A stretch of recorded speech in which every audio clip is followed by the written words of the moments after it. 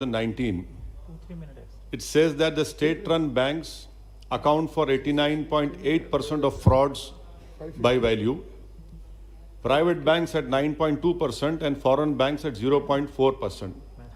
This says a lot about the internal controls in the state-run banks. Now, what is the government doing? Because their hollow claim has been badly exposed by the RBI's report itself. My second question, Madam, to the Honourable Minister is, when she stands up to reply, the PNB bank was hit with 20,000 crore, and we know Mr. Mr. Nirav Modi fled with more, and no heads have rolled so far. Why is that case? Third question is, the Modi government's real concern about PMC Bank, which the Honourable Minister spoke about, when it came to Yes Bank, the SBI immediately infused funds into Yes Bank. Why this stepmotherly treatment for PMC? 60 people have committed suicide.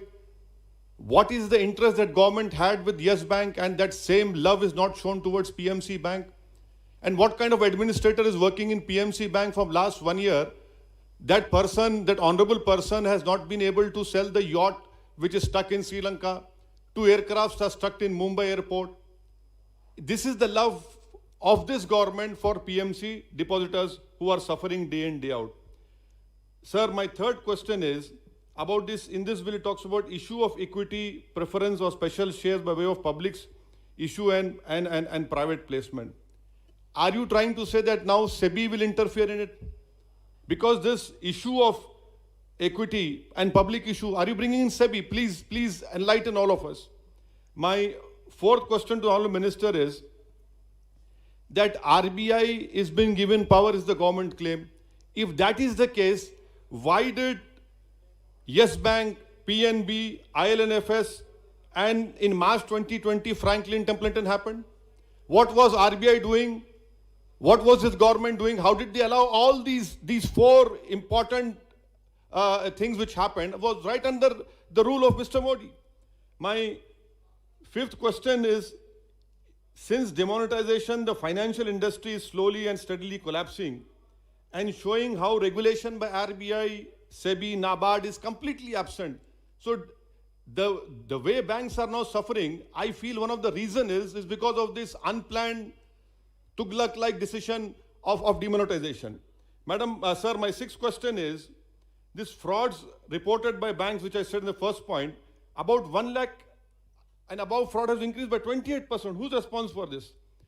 May I request the government that Bank of Maharashtra, my colleague Mr. Imtiaz Jalil, MP for Aurangabad, is right when he told me that Bank of Maharashtra should not be privatized because it is running in profit. The government should not do it. And the last point which I want to know from the Honourable Minister when she stands up to reply is that this Modi government has this habit of encroaching upon, basically weakening the federalism, encroaching upon the state list. You know for a fact what is the state subject, what is the central list. Why is it that you bring such a legislation wherein, what are your designs? Why do you want to weaken the federalism of this country, which is the basic structure of the constitution? By bringing in such a legislation, sir, we know for a fact what is under the Schedule 7, Entry 32, Entry 43. The honourable members have spoken on it. I don't want to highlight on it. And my last point, sir, is that about this proportional voting rights. Now, if they buy equity shares in cooperative society, it's a known fact. 1 member, 1 vote. Are you going to overrule that? And also, isn't it a fact that the 2006 Vishwanathan Committee recommended that cooperative banks should be allowed to raise capital through non-voting shares? So these are the important points. I hope the Honourable Minister, when she stands up to reply, she will definitely reply. And for God's sake, I don't want this Honourable Minister to say that all these urban cooperative banks and Nirav Modi, Mehul Choksi, PNB, Franklin Templeton, all were act of God. No, these are not act of God. They happened because Mr. Modi is ruling the country and because of the misgovernance and the act of themselves. Thank you, sir. Honourable Member Sri Nawaz Kini is in Rajya Sabha. Honourable Speaker, sir. Honourable Member Sri K. Nawaz Kini. Yes. Rajya Sabha. Honorable Speaker, sir. Yeah. Honorable Speaker, sir. Yes, please start. Thank you very much for giving me this opportunity. I stand to oppose this bill.